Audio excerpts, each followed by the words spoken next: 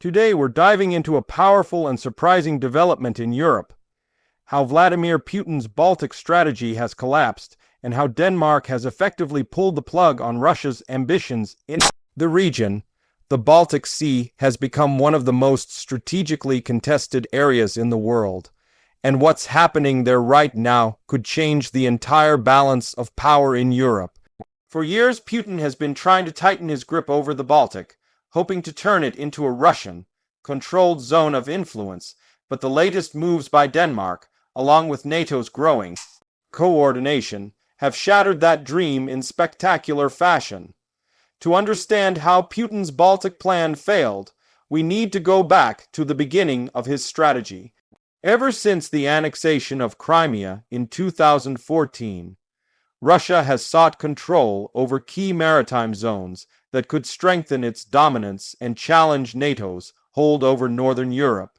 The Baltic Sea was seen as the perfect arena, a confined area surrounded by small nations, some of which depended on Russia for trade and energy. It was part of a long-term plan to pressure Europe and bypass Western sanctions by controlling energy routes and sea trade. But what Putin did not expect was how fast the Baltic nations and their allies would react.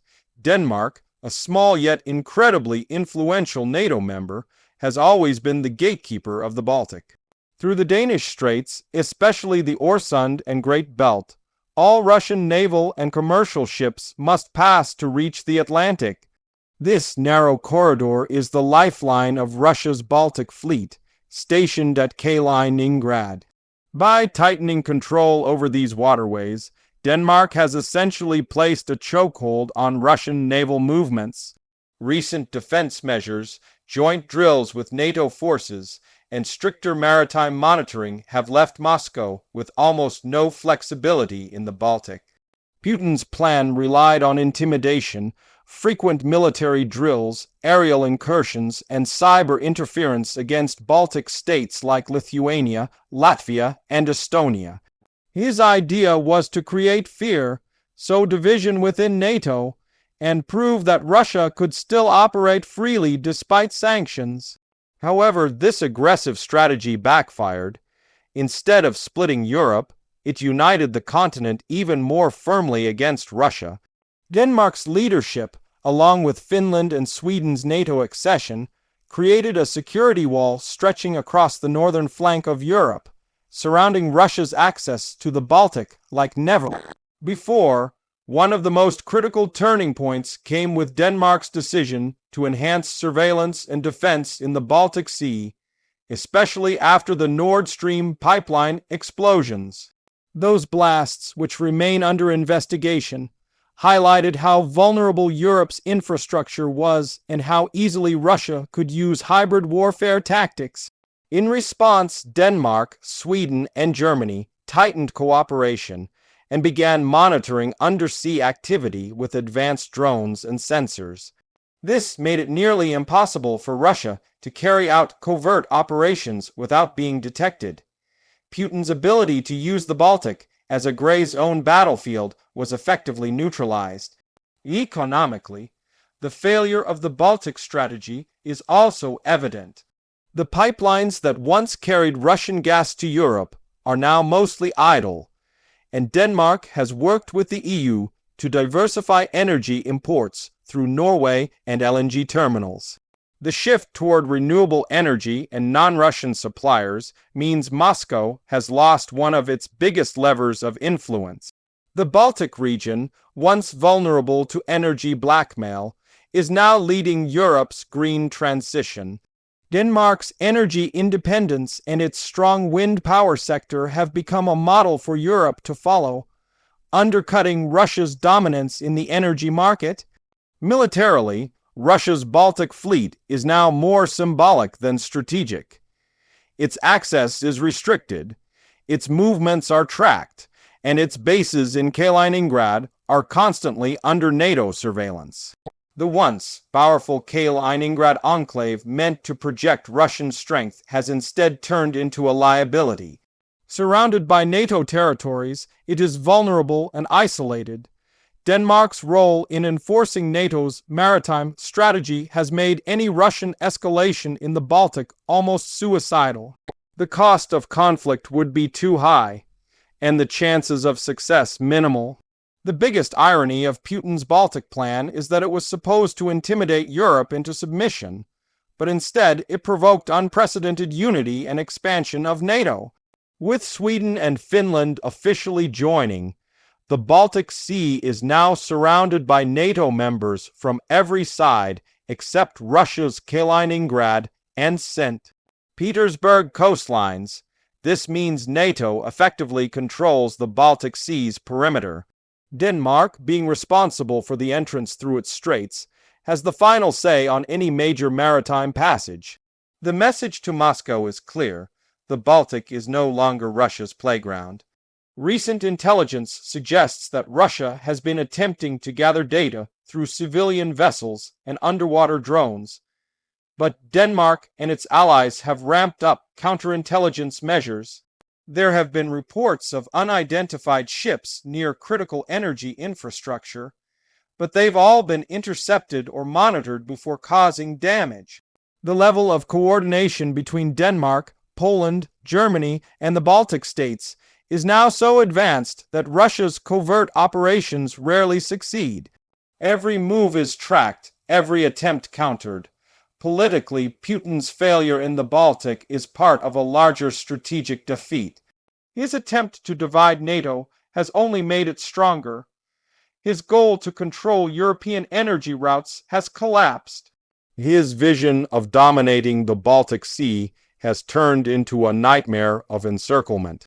And his aggressive posturing has pushed neutral nations to abandon their neutrality and join the Western alliance. Denmark, despite being a small country, has emerged as a decisive actor, a nation that holds the key to maritime balance in Northern Europe. The symbolism of Denmark pulling the plug on Russia's Baltic ambitions goes beyond military strategy. It represents the collapse of Putin's broader geopolitical vision. His dream of a multipolar world where Russia could challenge Western influence is fading as his own borders become surrounded by opposition. Denmark's quiet but firm diplomacy, backed by NATO power, shows how even small nations can change the course of great power politics when they act decisively. Every move in the Baltic now sends a signal. NATO naval exercises, intelligence sharing, and strategic deployments are a reminder that the region is under Western control. Russian warships that once sailed confidently now operate with extreme caution, aware they are constantly being watched. The balance of power has flipped completely, from Russian aggression to NATO containment. Denmark has ensured that any attempt by Moscow to use the Baltic as leverage will be met with an overwhelming collective response. Even in terms of trade and commerce, Russia's options are shrinking. Sanctions have cut off major shipping lanes, and the few routes it has left are heavily monitored. The Danish-controlled straits serve as a geopolitical checkpoint, giving NATO an upper hand.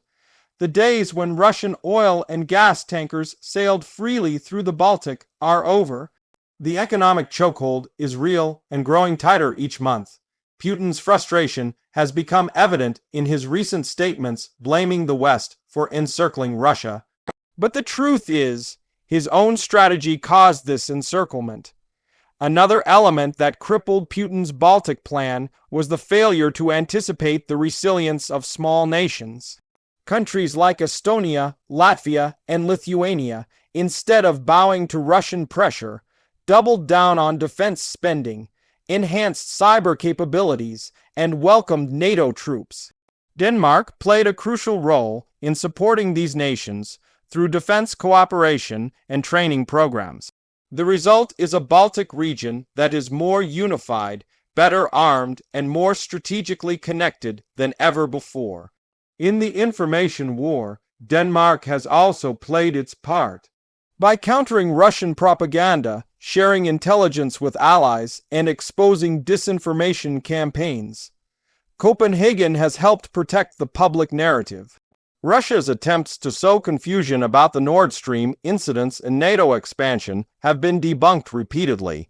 Western unity in the media and diplomatic spheres has ensured that Putin's narrative doesn't take hold.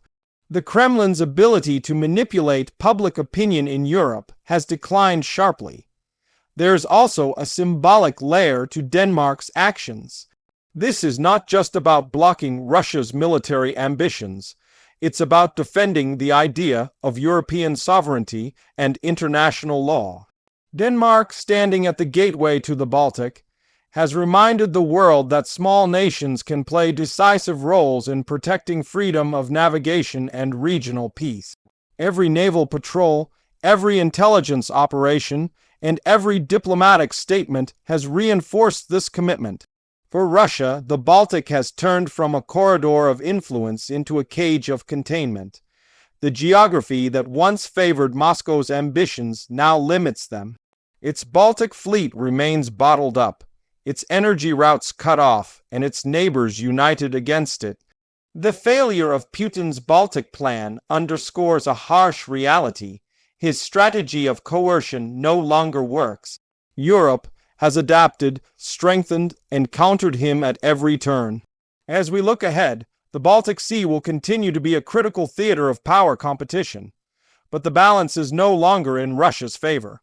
Denmark's leadership, NATO's unity, and Europe's strategic adaptation have permanently changed the landscape.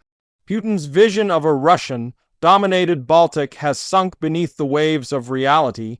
His threats carry less weight, his fleet has less reach, and his influence has less impact. Denmark's move to pull the plug on Putin's plan is more than a tactical success. It's a symbolic victory for the Western alliance.